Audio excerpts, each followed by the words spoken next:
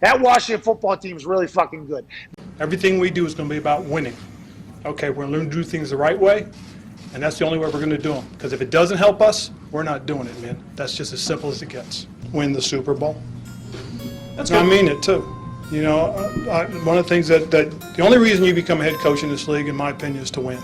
That's it. That's the bottom line. If you do it for any other reason, you're wrong.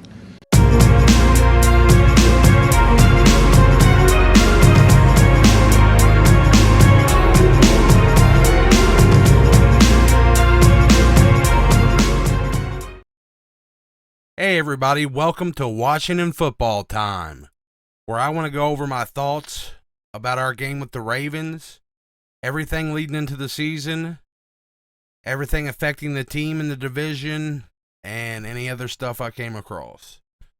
So, first off, in the wake of the Ravens game, I want to say I still think we win our division.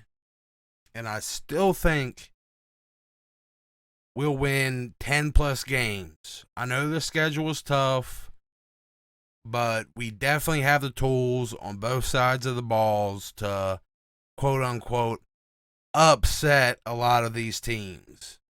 This Ravens game didn't concern me as much as it did a lot of people. It's the preseason. You can't really make harsh conclusions from it. I know I'm guilty of doing that in the past, but I think we had a chance to gauge the quality of our depth against a really good team.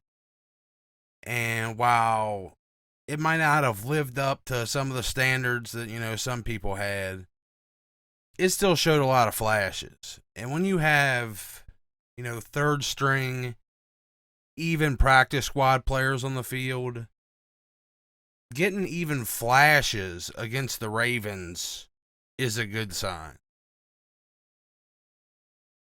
Even with our top guys out, a lot of top players, basically our whole first string was out. I think our secondary held up pretty okay, which is very important to have competent depth in. And the real, shining thing, the thing that stood out to me is if our backup second, third string D-line can sack Lamar Jackson nearly back-to-back times, I think that's a show of strength from our defense. And I think it's really important to see. Our D-line is kind of the identity of our team, and we need to know that we have that strength running all the way down to the practice squad if needed. And I think that kind of showed it. Now, I thought it was important that we did it against the Ravens' first team MVP quarterback, with the Ravens themselves being a real deal playoff contender year in and year out. They had a lot of their main guys out there. And it's important to me because I kind of hold the Ravens as like a measuring stick for what I want, the Rivera era and beyond Washington team to be. It's, a lofty expectation, but I think we can have a baseline of success like the Ravens for 10 to 15 years. Like, we can be serious contenders almost every year with a real chance at a Super Bowl win with Ron Rivera here and the way the team is built. But we also could just as easily have a dynasty like New England over a long period of time. Just by, good, solid coaching and great team building. Now, I think the biggest thing we need outside of quarterback is upgrade to the linebacker core. We have a defensive identity as a team, and the linebacker core was our only weakness last season. I know everything will be a lot better in the regular season when Jack and Ron are actually calling real plays and scheming things up. But the fact remains, it was our biggest problem going into the draft.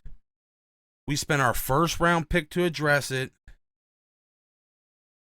and that was a mistake. I think that was a mistake. I don't think Jamin Davis was a mistake. I just think that the position needed more attention. So, maybe another pick later on would have helped out. So far, out in this preseason, it's definitely looked like the linebacker core is still a problem. Now, the next draft class is, it has linebackers loaded to the gills, so that's a good sign. And I know we can still have a top 3 defense in the league, but a veteran Band-Aid or two could be a huge boost that would really help us, even it out and be truly dominant. Maybe KJ Wright. KJ Wright's out there. Avery Williamson. Even former Broncos Super Bowl winning linebacker Brandon Marshall's not even in the league right now. And he's, they can't be worse than John Bostic. These guys are all around the same age as John Bostic. And, Wright and Brandon Marshall both have Super Bowl experience, Super Bowl winning experience. And, they're all long in the tooth, but same age as Bostic again. And I heard some promising rumors, or saw some, that we might actually be talking to KJ Wright, so fingers crossed on that. Now, on to Philly's new quarterback. The other day, when talk really ramped up about the Jags looking to trade Gardner Minshew, I started to make a video. I was going to ask if it would possibly be worth it for us to trade a 5th or a 6th round pick, as well as use a 3rd roster spot to pick up, Gardner Minshew. He would have been a good backup in a very scary but very real scenario where Fitz shit the bed and Taylor gets injured. But most importantly, I wanted to bring up the question because we could have done it to keep Dallas or the Giants from trading for him and having a competent backup. Those are 2 teams I thought in our division that could have really helped themselves out by doing it. I really didn't want to see them land on either of those teams. And I was going to ask the question if it would have been worth it. If Dak goes down this season, which might happen. I wanted them to have to deal, have the Ben DiNucci's of the world out there when we finally see him. And not someone as tricky as Minshew. Well, before I could get the video out, the Eagles actually traded a 6th round pick for him. Thankfully, I don't believe he makes Philly as dangerous as he would Dallas or New York. But it still can make things a little more difficult at the end of the year. And, guys, I really, really don't want to lose to a guy that looks like he's next in line to do some weird country rap crossover with Lil Nas X. I just don't think my achy breaky heart could take it. Now, the upside to all of this, at least now that the Deshaun Watson trade talks are getting serious, this could be a good sign that Philly doesn't think they have a chance. With Miami, looking like the front runners, and maybe that's a good sign that Philly doesn't have a shot at getting Deshaun Watson. And with those with the Miami rumors, Tua is rumored to not be involved in the trade.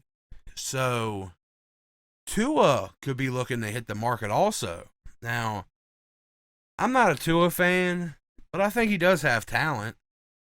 What do you guys think? Did we dodge a bullet here? Them picking up Minshew, that Dallas and New York weren't the ones that picked him up? Would you guys be interested in Tua, coming to Washington? Personally, I'm not, but let me know what you think. And also, let me know what you think about Minshew going to Philly. And yeah, if you guys watch this video, I love you, and peace.